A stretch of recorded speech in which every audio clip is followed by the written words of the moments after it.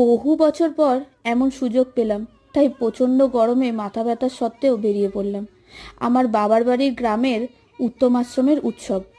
ওই যে গাছগুলো দেখা যাচ্ছে তারই নিচে আশ্রম।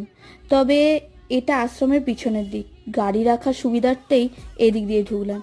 এই আশ্রমের যে প্রতিষ্ঠাতা গুরুদেব, ওনারই জন্মবার্ষিকী উদযাপন উপলক্ষে এই উৎসব।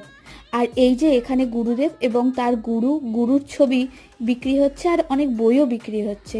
আশ্রমের মাঝখানে একটা বড় আম গাছ আছে, সেখানেই সকলে হরিনামে মেতে উঠেছে। আর ওই যে গেরুয়া বস্ত্রে ভূদেব জেঠু, যিনি এখন এই আশ্রমের সর্বেসর্বা।